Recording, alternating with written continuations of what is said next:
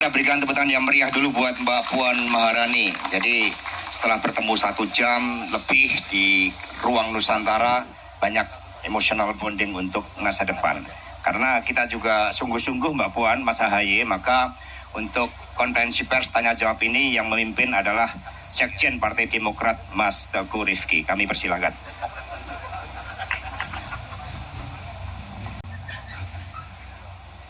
Baik, terima kasih. Mungkin untuk 3 penanya pertama mohon disebutkan medianya. Izin dari Kompas dulu udah di... Oke, silakan. Terima kasih. Ya, selamat pagi Mbak Puan, Mas Ahaye, Pak Sekjen PDIP dan Pak Sekjen Demokrat. Saya Nia dari Harian Kompas.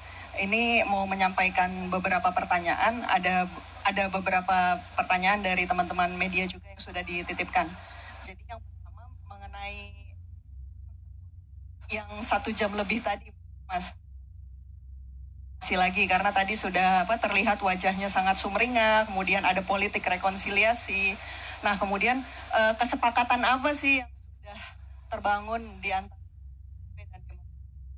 lebih kepada soal Pilpres 2024 atau lebih banyak mengenai kepentingan pasca Pilpres gitu. Nah, terus yang kedua mengenai pesan mungkin apakah ada pesan khusus yang disampaikan oleh Ibu Mega kepada Mbak Puan dan Pak SBY kepada Mas Ahaye sebelum pertemuan ini berlangsung gitu. Terus kemudian pertanyaan selanjutnya adalah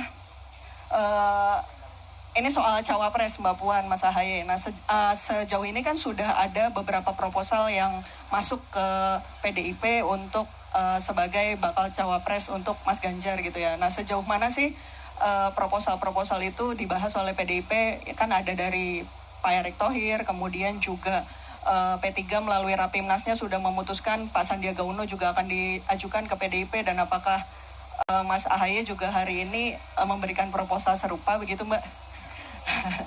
Nah, terus yang terakhir soal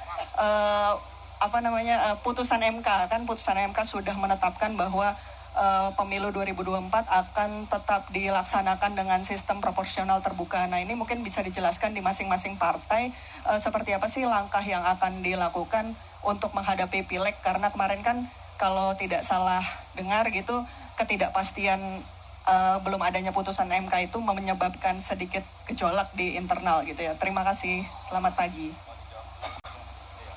Baik, langsung dijawab. Silakan. Ya, banyak banget ya pertanyaannya. Ini sudah mewakili banyak pertanyaan dong ya. Yang pertama, apa yang dibicarakan? Tentu saja yang dibicarakan sebelum Pileg Pilpres, saat Pileg Pilpres, dan pasca Pileg dan Pilpres. Bagaimana posisi dari kami PDI Perjuangan dan Partai Demokrat. Kami yang bisa saya sampaikan di sini ada kami berdua menyepakati bahwa yaitu pemilu harus berjalan secara damai, silaturahmi harus tetap dilaksanakan, pesta demokrasi ini harus bisa membawa suasana sejuk, adem, ayem, gembira bagi seluruh rakyat Indonesia, dan pemimpin yang nanti akan dipilih oleh rakyat kita sama-sama sepakati bahwa itulah pemimpin yang memang nantinya sudah menjadi pilihan rakyat yang akan kita sama-sama hormati dan hargai. Kemudian yang kedua, pesannya dari Ibu Mega. Pesannya dari Ibu Mega ya ketemu hari ini senyum. Nggak boleh kemudian ketemunya berdua nih kayak wah tegang-tegang. Enggak kan, tadi pertama kali ketemu langsung senyum, salaman berduaan kan. Nah, nggak ada kayak wah tegang-tegang, nggak ada tegang-tegang, akrab, kekeluargaan, bersilaturahmi, dan untuk bisa terus melakukan silaturahmi seperti ini anak-anak muda, saya masih boleh bilang nggak diri saya muda? Masih boleh ya, boleh. Anak-anak muda yang akan membawa insya Allah bisa membantu membangun bangsa ini ke depan untuk bisa punya masa depan yang lebih baik daripada sebelumnya. Jadi jangan kemudian berpikir yang aneh-aneh ataupun berpikir yang lain-lain. Kami berdua sudah sepakat ya Mas Ahaye, silaturahmi ini akan terus dilakukan untuk bisa membangun komunikasi sehingga tidak ada miskomunikasi. Kalaupun belum bisa ada kesamaan, ya namanya juga sedang mencari pola untuk bisa sama-sama, ya kita harus bicara terus, dan kami udah sepakat komunikasi itu akan terus dilaksanakan. Terkait dengan keputusan MK bahwa PDI Perjuangan taat konstitusi, PDI Perjuangan mengikuti apa yang menjadi keputusan dari pelaksanaan pemilu. Kalau sebelumnya terbuka, kami siap dan sudah melaksanakan keputusan tersebut pada pemilu-pemilu yang lalu. Jadi kalau sekarang kemudian diputuskan lagi proporsional terbuka, kami pun ikut. Bukan berarti kemarin PDI Perjuangan satu-satunya partai yang nggak ikut menolak, karena menurut PDI Perjuangan, apapun keputusan yang diputuskan, kami akan taat konstitusi dan mengikuti keputusan tersebut.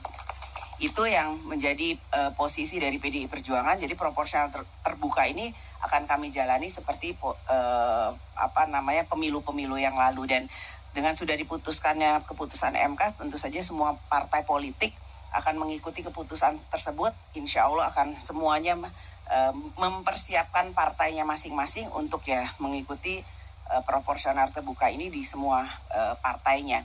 Itu yang bisa saya sampaikan. Baca cawapres,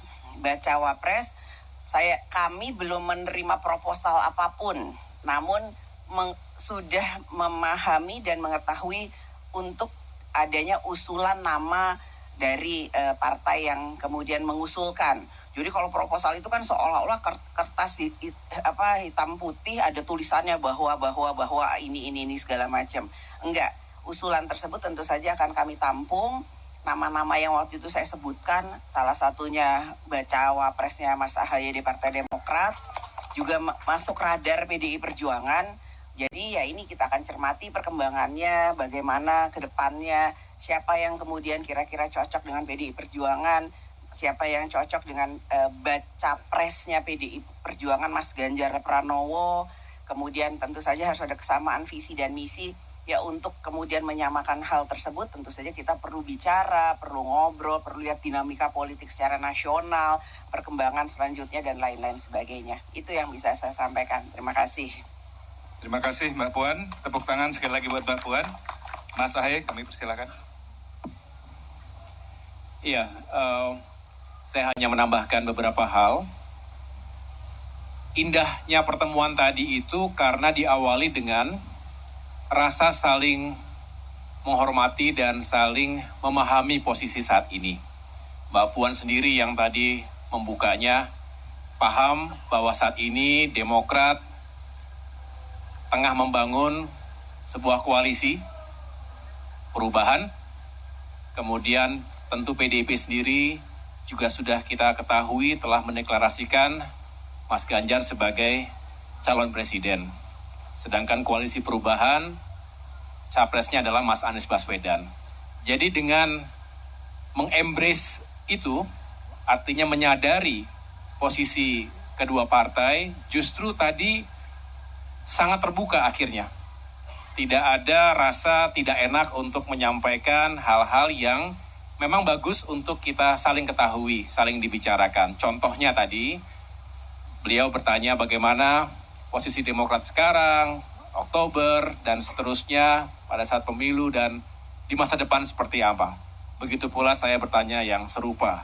Yang jelas, yang kami juga senang adalah paling tidak kalau ada yang bertanya kesepakatan seperti apa. Kami sama-sama sepakat ingin pemilu 2024 ini berjalan dengan damai.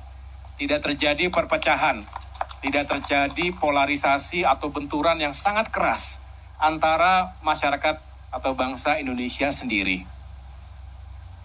PDIP maupun Demokrat adalah sama-sama nasionalis, merah putih, Pancasilais yang kita tentu tidak ingin terjadi perpecahan di antara kita karena politik sesaat. Oleh karena itu, banyak hal yang bisa kita cari kesamaannya. Belum lagi isu-isu tentang demokrasi dan kesejahteraan serta keadilan di negeri kita.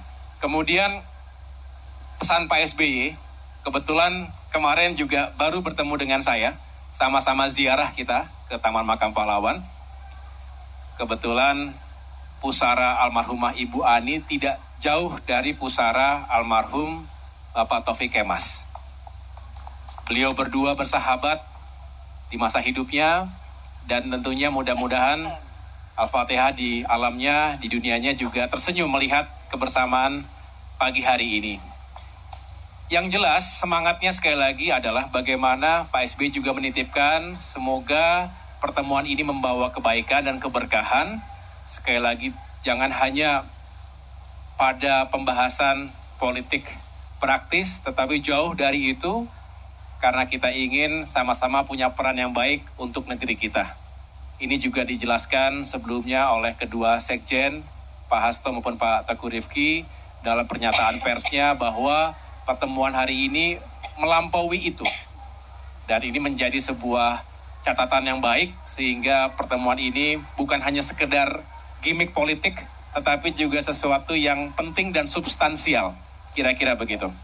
Dan yang terakhir, terkait dengan putusan MK, saya pikir sama, kita semua menyambut baik dalam arti kita ingin pemilihan anggota legislatif juga berjalan dengan baik. Kita tahu biasanya kalau pileg itu persaingan bukan sesama ataupun bukan hanya antar partai, tapi juga sesama internal partai sendiri. Karena biasa mencari suara itu dulu-duluan, oleh karena itu kita semua berharap secara internal juga tidak terjadi sesuatu yang terlalu berlebihan, dan antar partai juga bisa saling menghormati dan juga menjaga kondisinya sehingga tidak terjadi hal-hal yang tidak diinginkan. Demikian, terima kasih.